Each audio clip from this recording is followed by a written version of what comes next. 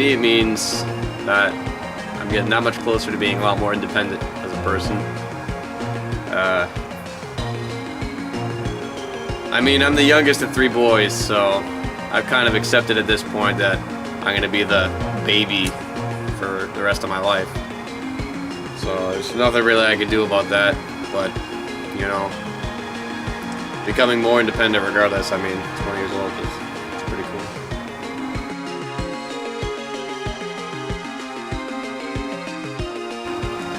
No. You know what? I consider myself an archiver. I consider myself a collector. I don't consider myself a hoarder. That's excessive. But I like collecting things. I like keeping things together. I like being able to take a look in the past and just have that kind of window there. Take a look, see what it was like. I mean, you know, I can go watch a video from 2008 and be like, holy shit, that's from 2008. Wow. You know, it's a cool window to the past. I mean, you know, all that stuff I did back in like 2008, 9, etc., whatever, that's all cringy as hell, but I still appreciate the fact that I can like go look at my life from back then, you know, in a video, so I don't really regret any of that. And hell, I mean, 10 years from now, I could take a look at myself at the moment. You know, when I'm 30, I can be like, oh man, look at me when I was 20.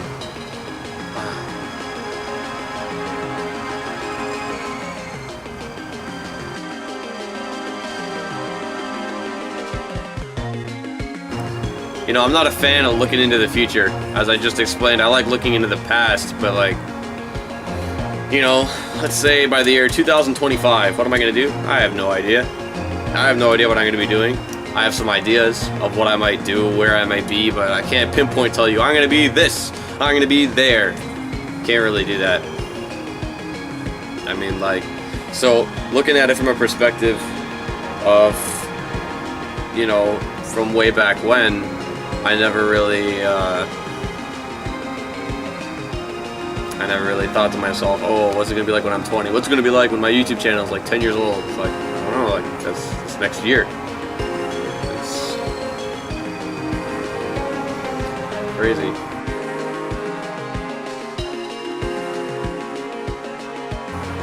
Well, you're asking a 20-year-old that, and it's really, you know, thinking about being on, you know, around for literally 20 years. It's kind of big, but in the grand scheme of things, you know, how old people live, it's really nothing. So I can't tell you, oh, I aged all like this, because I still got so much of my life left to go. But, you know, there are things from childhood, things from like early teenage years that I felt that I've really built up a lot. I used to get angry at a lot of things, and I used to, you know, not be really fun to play games with, but I feel I made a lot of progress on all that. It's really hard to say, because, you know, I'm only 20, and, you know, people can live till they're like 100. Let's say when I'm like 90 years old, you know, then I can look at my life and be like, oh wow, you know, look how much has happened. But at the moment, I can't really answer that question to the most maximum extent there is.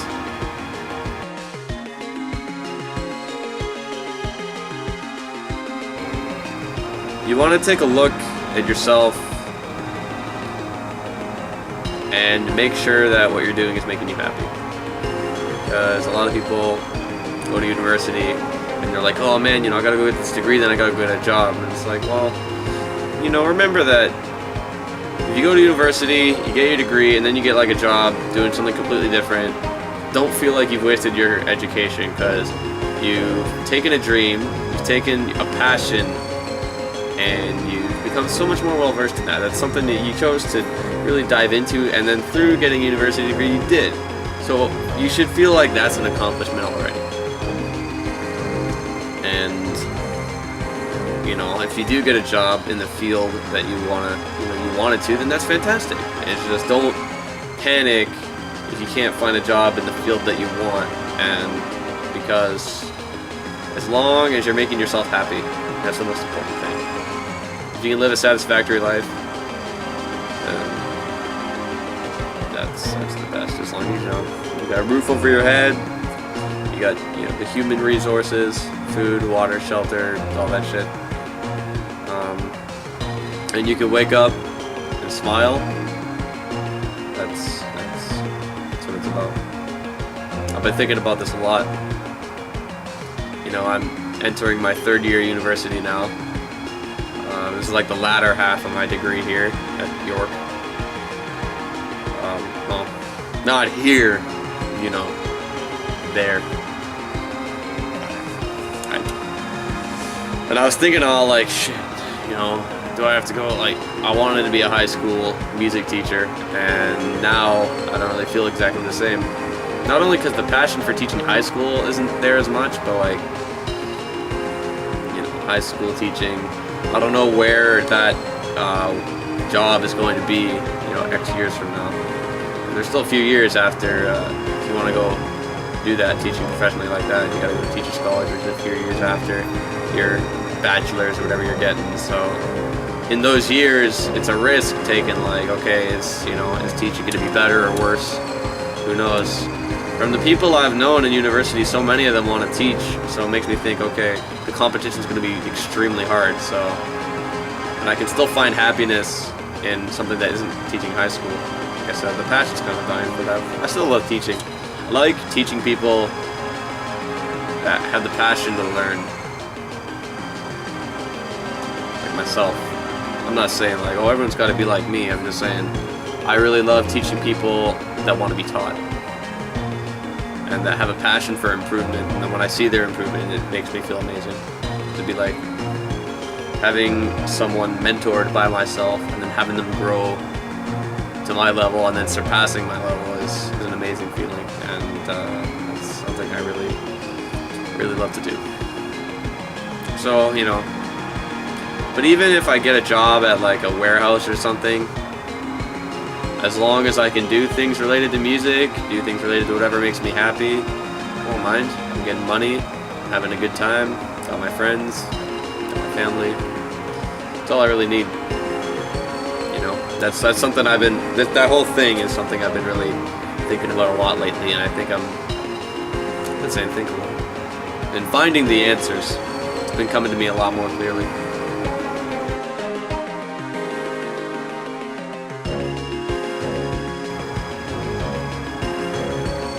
In the near future, from what I just talked about, like I've been really putting it into my head of what I want to do with life and how I should live life and what creates my own kind of meaning. But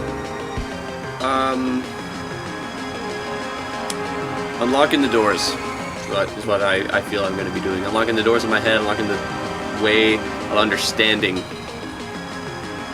how I can live life, how I can remain happy and do what I want to do with a smile on my face.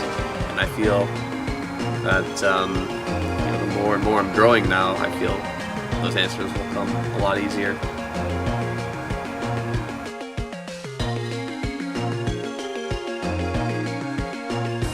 I'd like to thank you all for watching. I'd like to thank you all for sticking with me for so long. I started this channel when I was 11 years old, and I'm 20 years old now.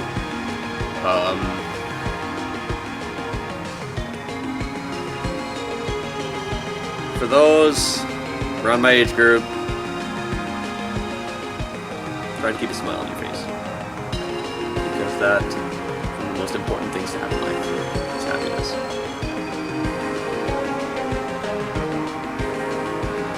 And a lot of people are in different situations, a lot of people are in really unfortunate situations. Try as hard as you can to live life with a smile on your face. Try to find happiness. One of the most important things you can have in life. There are human needs, but happiness is something that if you don't have it, then it's really hard to find. Because if you're living life, you have a job, you have some acquaintances, but none of it makes you happy, then why are you doing it? People say, oh, you gotta work because you need to sustain, your life, and that's absolutely true. But it just turns you into a complete machine. If you really have no joy in anything, you become a rock. So, the final message is just remember to smile. That's all you need to know. So, once again, thank you for watching. I'm TV Fish.